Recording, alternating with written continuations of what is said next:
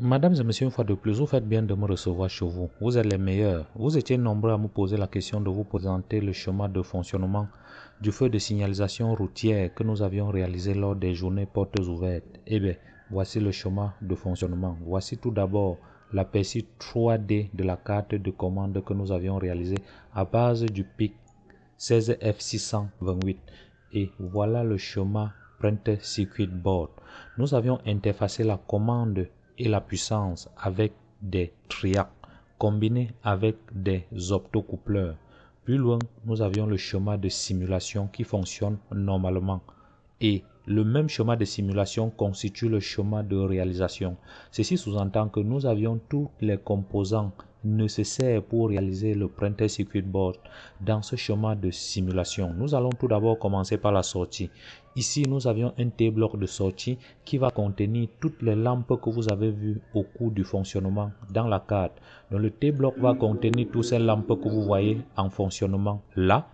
Et puis, la carte de contrôle est dans cette boîte de dérivation, le tout piloté par un microcontrôleur PIC 16F628 et le tout est alimenté par un chargeur de 5 volts pour interfacer les commandes de 220 volts qui vont piloter la puissance. Donc voilà en grosso modo comment le schéma de fonctionnement a fonctionné pratiquement. Et puis lorsque nous rentrons dans la simulation théorique, nous avions interfacé avec des triacs BTA16. Avec des triacs BTA16, ceci vous permet de piloter des charges qui peuvent atteindre 16 ampères. Comparé au relais uniquement, avec un relais de 12 volts, vous ne pouvez piloter des charges qui peuvent limiter à 10 ampères uniquement. Et à côté, nous avions des condensateurs de filtrage. Ceci empêche le montage de fonctionner en onduleur assisté. Onduleur assisté voudrait dire qu'à un moment donné, la charge qui est ici des lampes peut renvoyer de l'énergie à la commande. Et si cette énergie rentre dans la commande, ça va détruire le cœur central qui est le microcontrôleur et le système de commande. Et puis, nous avions les triacs BTA16. Vu que c'est un feu de signalisation routière à 2 voies, nous avions opté pour 6 triacs et 6 optocoupleurs. Afin de voir l'ordre et le séquencement de chaque cycle, nous avions opté mettre les lampes de visualisation, de telle en sorte que lorsqu'on va simuler la carte sur la table d'essai, nous allons voir exactement à quel niveau nous nous sommes situés. Tenez par exemple, si nous sommes sur la voie 1 à verte, sur la voie 2, nous serons à rouge. Et quelques instants après, la voie 1 va passer à la voie orange pour annoncer la venue de la voie rouge sur la voie 1. Et entre-temps, les combinaisons se passent de la même chose sur la voie 2. J'ai établi ici un chronogramme de fonctionnement qui permet de comprendre le séquencement et l'ordre de passage de chaque lampe. Et au cours de ce fonctionnement, nous avions une lampe qui clignote pour dire que le microcontrôleur est en train d'envoyer les impulsions normalement. Étant donné que la résistance interne de chaque LED est très faible, y compris la LED qui est dans l'optocoupleur MOC 3041M, nous avions opté à ajouter une seconde résistance pour limiter le courant qui va circuler dans cette branche de LED et puis la LED de l'optocoupleur à 10 mA uniquement. Si vous ne mettez pas de résistance de protection, eh bien, sous 5 volts, la tension VCC qui est la tension de 5 volts, si vous ne mettez pas une résistance de limitation du courant, eh bien, toutes les LED vont se griller et l'optocoupleur, par conséquent, va se détruire et ne va pas fonctionner. Et de proche en proche, nous arrivons sur le cœur central qui est le microcontrôleur. Et autour du microcontrôleur, nous avions fait un forçage à l'état haut. Donc le Master Clear Reset de ce microcontrôleur est calibré à VCC. Nous n'avions pas prévu un bouton de réinitialisation. Donc la réinitialisation de ce circuit se fait lors de la mise sous tension. Et à côté de lui, nous avons un circuit d'horloge. C'est le quartz qui génère le séquencement, l'ordre de fonctionnement de ces cycles. Donc le quartz, c'est un composant électronique qui génère les oscillations qui vont permettre au microcontrôleur de pouvoir piloter. Et afin de stabiliser cette fréquence, nous avions mis autour du quartz 2 condensateurs non polarisés de 22 picofarads. Et par le même temps, nous avions une alimentation qui était ici un chargeur de 12 volts. Étant donné que le microcontrôleur est alimenté par une tension de 12 volts et de 5 volts, lorsque nous allons prendre la tension qui vient de la charge de 12 volts, nous allons passer dans un régulateur de tension LM300, le régulateur de tension 7812. Et après le régulateur de 7812, nous allons mettre directement un condensateur de filtrage. Vu que nous avons mis une lettre de polarisation qui empêche le courant de circuler dans les deux sens et de détruire le montage. Dans le cas présent, je constate que j'avais pris plutôt un chargeur de 5 volts. Dans des autres modèles, nous avions pris un chargeur de 12 volts et ensuite associé un régulateur de tension 7805. Or, dans le cas échéant, nous avions utilisé une alimentation de 5 volts. Et afin d'éviter de faire des erreurs de polarisation, nous avions mis une diode 1N4007. Ceci va permettre au montage de faire circuler le courant dans un seul sens. Étant donné également que la diode 1N4007 est un semi-conducteur, ceci va apporter des harmoniques. C'est pourquoi nous mettons ce condensateur de filtrage à ce niveau. Le condensateur de filtrage va couper les hautes fréquences. Par la suite, nous allons mettre un condensateur de déparasitage qui va couper les basses fréquences. Et puis, nous aurons une tension purement continue nécessaire pour alimenter le microcontrôleur. Et après, nous avions mis une lettre de visualisation qui va nous indiquer quand l'alimentation sera présente. Donc voilà en grosso modo comment la table, le schéma de montage est designé. Et si vous voulez la liste du matériel, vous pouvez venir sur Tools, sur des éléments là, Bill of Material, ça va apparaître normalement. Et ce sera quelque chose que vous pouvez aller sur le marché, commander chez le client. Et une fois le schéma de montage fonctionnait correctement, nous avions réalisé un programme avec Micro C Pro. Voilà, nous commencions par des assignations de départ. J'ai ici rouge de la voie 1, rouge de la voie 2 et puis rouge de la voie ainsi de suite. Donc voilà, j'ai rouge de la voie 1, rouge de la voie 2, vert de la voie 1, vert de la voie 2, jaune de la voie 1 et jaune de la voie 2. Et ensuite, nous avions cette lettre qui clignotait au cours du fonctionnement, comme vous avez vu sur le schéma de montage. Cette lettre qui clignote. Donc voilà, les rouges de la voie 1, voilà, rouge de la voie 2, voilà, verte de la voie 1 et verte de la voie 2. Tous les composants sont là. Je vais faire un zoom étendu. Verte de la voie 2, c'est là, et jaune de la voie 1 et jaune de la voie 2. Ceci nous permet de générer après ce chronogramme de fonctionnement qui fait de telle en sorte qu'à aucun moment le circuit ne peut chevaucher. Voilà. Et une fois ce chronogramme bien établi, nous allons écrire un programme en micro C. Nous commençons par des assignations de début comme je disais tantôt et ensuite nous initialisons un timer 0. Le timer 0 pour moi permet ici de faire clignoter la lettre que vous avez vue là qui clignote à tout moment lors du fonctionnement. Et après le timer 0, nous initialisons l'interruption. Et après, nous commençons la programmation. Tout d'abord, nous configurons tout le port A en sortie.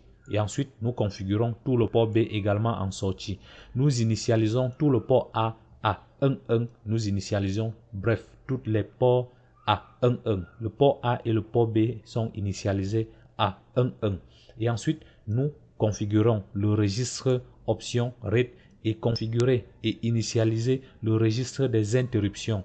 Et ensuite, j'initialise l'option du timer 0 et je fais un petit délai de sécurité. C'est ce petit délai de sécurité que vous voyez sur le chronogramme à partir de ce niveau.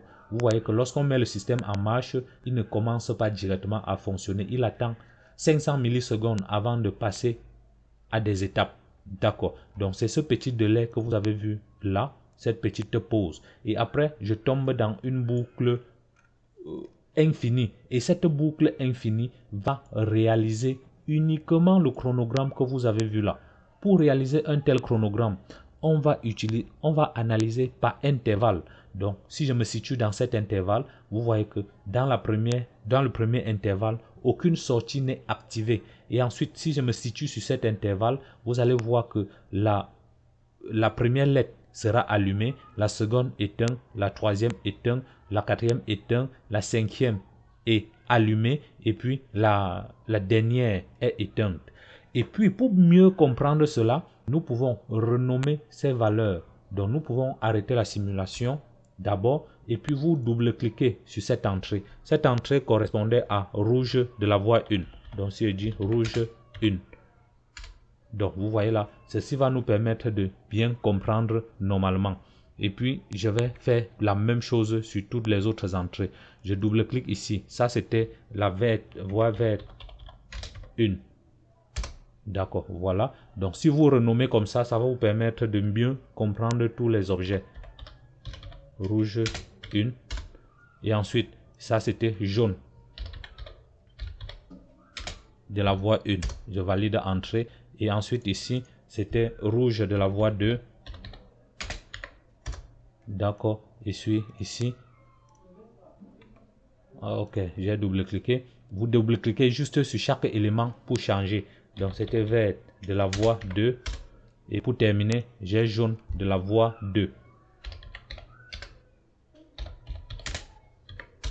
Très bien. Et une fois terminé, lorsque vous allez analyser le comportement, vous allez mieux comprendre le principe de fonctionnement. Donc voilà un peu comment ça fonctionne. Lorsque la voie 1 est au rouge sur les voies 2, la voie rouge de la voie 2 est à 0 et la voie verte de la voie 2 est à verte et la voie jaune de la voie 2 est à vert. Donc ceci va durer pendant 15 secondes et puis le séquencement va continuer. Donc pour analyser et comprendre ce type de montage, vous allez analyser par intervalle. Si vous analysez très bien par intervalle, vous allez écrire le programme normalement. Et voilà, c'est ce que nous avions réalisé. Et voilà le programme. Une fois tout le programme terminé, vous pouvez compiler.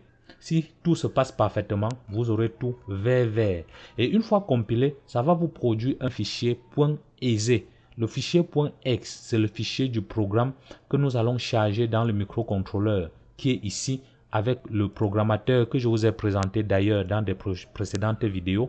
Nous allons charger le programme là et ensuite nous allons simuler. Nous allons simuler et puis nous aurons le comportement qui va avec. Donc voilà, je recharge le programme et puis lorsque vous mettez ensemble, ça fait le schéma de montage. Donc, je vous ai présenté dans la dernière vidéo le programmateur de microcontrôleur.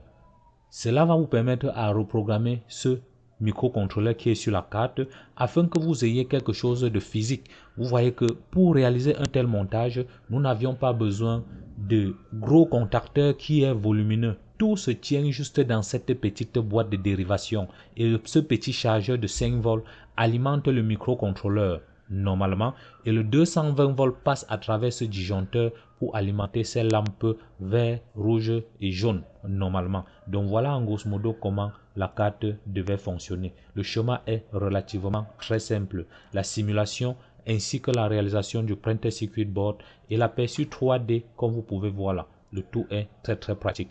Et un autre avantage majeur est que vous pouvez adapter cette carte encore sur plusieurs autres projets. Donc si vous avez un chronogramme de fonctionnement à étudier, nous n'aurions qu'à changer le programme qui est à l'intérieur de ce microcontrôleur et le tout va s'adapter normalement pour d'autres fins. Donc ça, c'est l'avantage de faire la conception assistée à l'ordinateur. Cela vous permet de visualiser et voir toutes les différentes étapes. Donc voilà en grosso modo comment cela fonctionne. Vous aurez le lien de téléchargement de tous ces fichiers ainsi que tous les essais que j'ai fait dans la description de la vidéo si vous êtes membre. Ça, c'est un projet que j'ai réalisé. Ça fait depuis 2020 et chaque année, nous reprenons le même projet pour analyser et comprendre. Donc voilà le programme dans le dossier, les différents essais que j'ai fait. Lorsque vous allez analyser le dossier, vous trouverez quelque chose normalement. J'ai également réalisé ce même projet en utilisant un PIC12 F675. Le PIC12 F675, c'est un petit microcontrôleur qui ne comporte que 8 pattes. Et à partir de là, nous pouvons piloter jusqu'à 6 sorties. Donc voilà un peu comment cela fonctionne. Donc voilà la carte de commande avec le PIC 12F675. Je vais lancer la simulation. Vous aurez, une fois de plus, vous aurez le lien de téléchargement de tous ces fichiers dans la description de la vidéo. Donc voilà comment le chronogramme fonctionne. L'avantage majeur de ces genres d'objets est qu'à un moment donné, vous pouvez changer uniquement le programme dans le microcontrôleur et adapter pour d'autres projets. Donc voilà en grosso modo ce que j'avais à vous présenter. Le contenu du dossier comporte beaucoup de projets. Donc j'en ai fait plusieurs. Je vais archiver tout ça et mettre dans la description de la vidéo. Vous pouvez télécharger uniquement si vous êtes membre. Et dans le cas contraire, je vous invite à rejoindre cette chaîne afin de télécharger tous ces fichiers sans restriction. Voilà en fait comment cela se présente. Alors les gars, si vous avez aimé cette vidéo, je vous invite à me mettre un pouce like, de vous abonner à la chaîne, d'activer la cloche de notification pour ne plus rater des prochains tutos. Voilà en fait comment la carte fonctionne. Et nous avions réalisé plusieurs projets lors de ces journées portes ouvertes. Nous avions par ailleurs fait également des convertisseur 12 volts vers 220 volts. Toutes ces vidéos sont disponibles sur la chaîne YouTube. C'est à partir d'ici que nous avions fait ces feux tricolores. Donc voilà en fait comment tout cela se présente. Ce jour, j'étais vraiment très fatigué, mais à l'issue de ça, nous avions pu faire quelque chose. Donc si tu as aimé cette vidéo, je t'invite à me mettre un pouce like, de vous abonner à la chaîne et d'activer la cloche de notification pour ne plus rater des prochains tutos. À plus.